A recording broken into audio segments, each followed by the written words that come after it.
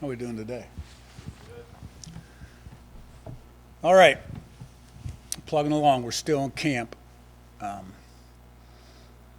You never arrive. That's the thing about athletics, and you're always fighting human nature. You have a good day, you can't relax. You got to come back with a better day because you get better, you get worse. You never stay the same. So you got to keep the standards high. You can never lower your standards.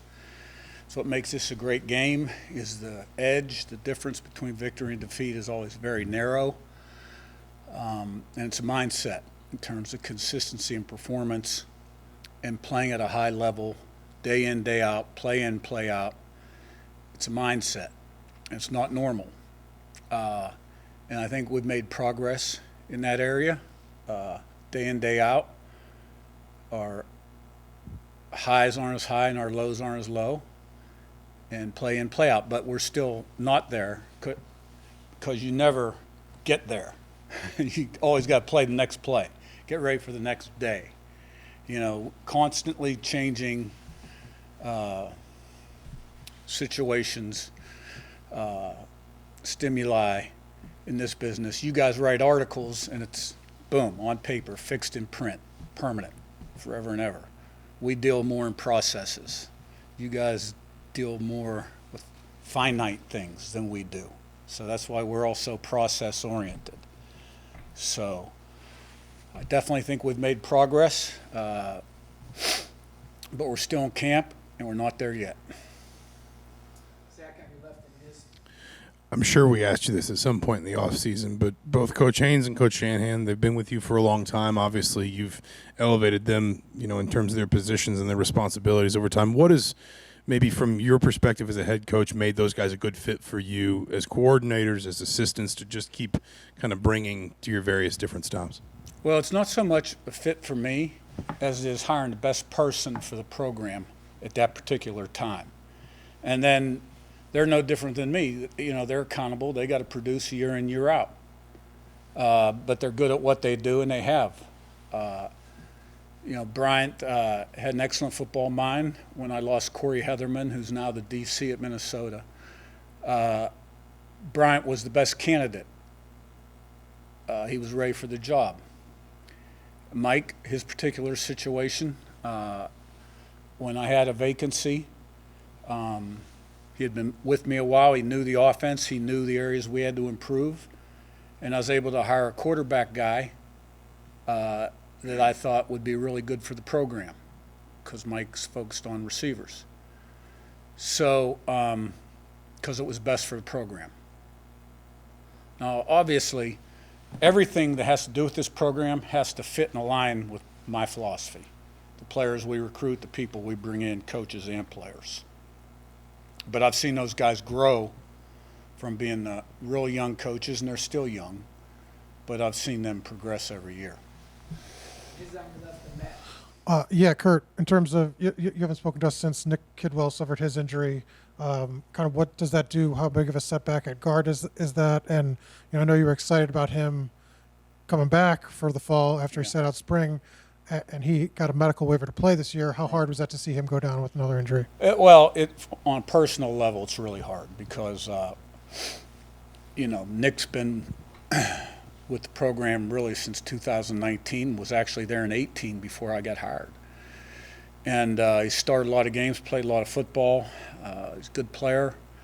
He really put a lot of time in, rehabbing, coming back, was rounding back into form, was a big part of our initial plans. And I feel bad for him because I know what his goals were coming into the season. And when you've been with a player that long, because of the COVID year, you're with guys longer now. He's 24 years old. And but as I look back since 2019, we've lost an all-conference or all-American, one or two every year in camp or early in the season, and usually on the D-line or O-line, and had to overcome those, and we have. So it's a next man up mentality, and right now you got Bray Lynch, Drew Evans, and Tyler Stevens as sort of a triangle in there, 3 for 2. And they're capable, and I have confidence in them. So, we'll see what the future holds for Nick. Matt, you're right to Todd. Hey, Coach. Obviously, you guys know what you got with Zach Horton there at tight end. Just want to know what you've seen behind him. If anybody stepping up, anybody kind of standing out that you feel comfortable with, putting him out there when Zach needs some, obviously, has to come off the field. Yeah. Well, Zach's doing a nice job. He's had a good camp, good player, loves football, kind of a blood and guts, blue-collar guy, got a nasty edge to him, and athleticism. We got some guys back there we're working with, Bombo, Walker, Foley, Sam West. Sam West was a quarterback in high school, good athlete, good receiver, kind of, never had to block really in high school because he was quarterback. So he's developing that area. We got some young guys behind them. So, that competition is still kind of playing out. We'll see what happens. Todd on your left and Jack. Curt, you got a very deep running back room, a lot of guys who have experience. Where is that process at, and where are those guys? Are you starting to see any separation between those guys, and Yeah. where's that kind of at? Well, that's a position where I feel good about our depth. You got to have good depth because I've lost 4 in a game before. I've had a couple of years ago had to put a walk-on receiver back there and get him some carries at the end of the game. Those guys can go down quick. I think when you look at Allison, Black, and Lawton, if they all walked in the room, they're all about the same height, weight, body composition. They're slightly different in some of their skill sets when you watch them very closely, but they all can take it inside, outside, pass, protect, and catch the ball out of the backfield. And normally we would like to play 3 backs in a game. If I had to go back and break down, last 5-6 years. Van Horst is also a guy that very good out of the backfield, return game, can still take the ball between the tackles. He's a tough guy. And Green from UNC, is a good downhill runner. So they work hard every day because there's really good competition.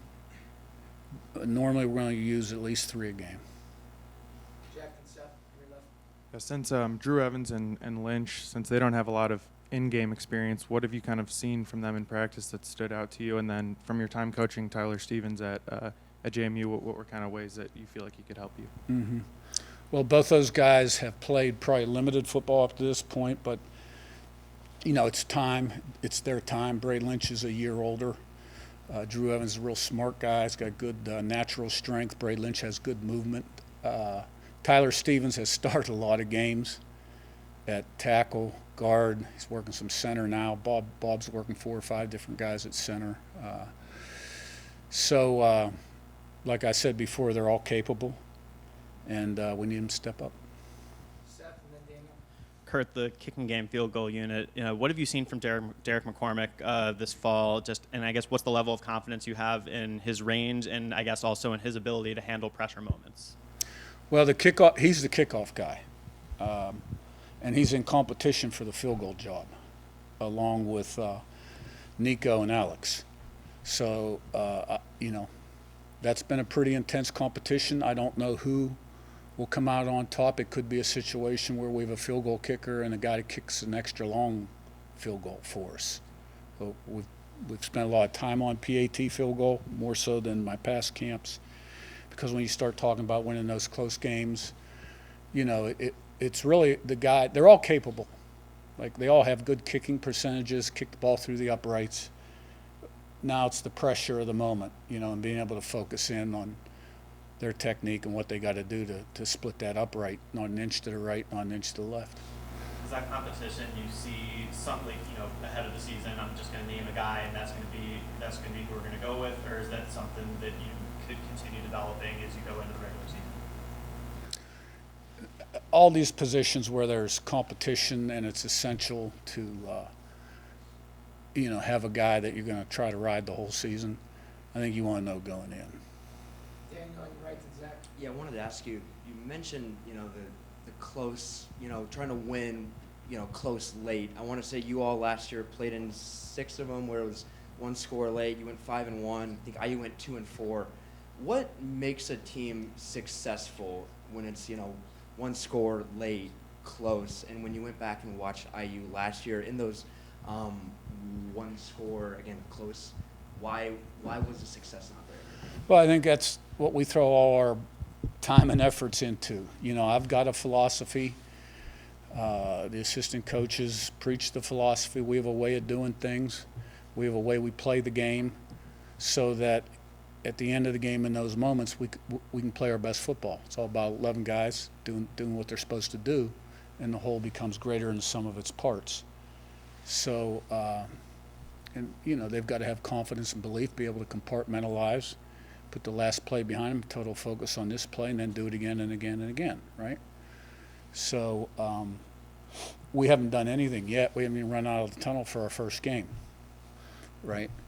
But, in the past, we've been really good in those situations, and I expect us to be really good again. Zach, be in front, and Mark. You mentioned the process-oriented kind of style that you run. How have you seen the guys, the players, the coaches, the people around the program adapt and get acclimated to that process throughout fall camp? Yeah, I really think that we've made very significant, tangible strides, and I think the players like the way we practice, and we're getting there. Mark, and then we'll wrap with Ms. Does the modern world of NIL and transfer portal make your job here easier or more difficult to build the program you want? Yeah, well, that's a good question because, when you lose an All-American in the portal, you're cursing the portal, but then when you're able to bring in 30 new guys, you like the portal.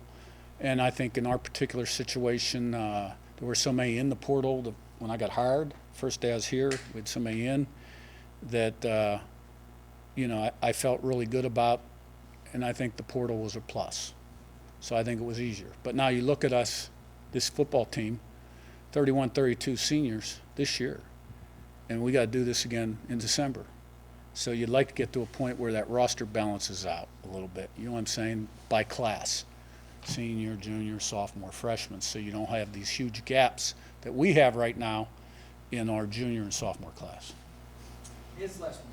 Yeah, you suffered some injuries at corner. Have you moved Nick Toomer back to corner to kind of give you guys some depth? And what are you guys kind of doing at corner to kind Well, of Jameer protect yourself? Johnson was out for a couple days. He was back today. Pons is back today. Toomer has been back, but he's been out the last couple days. So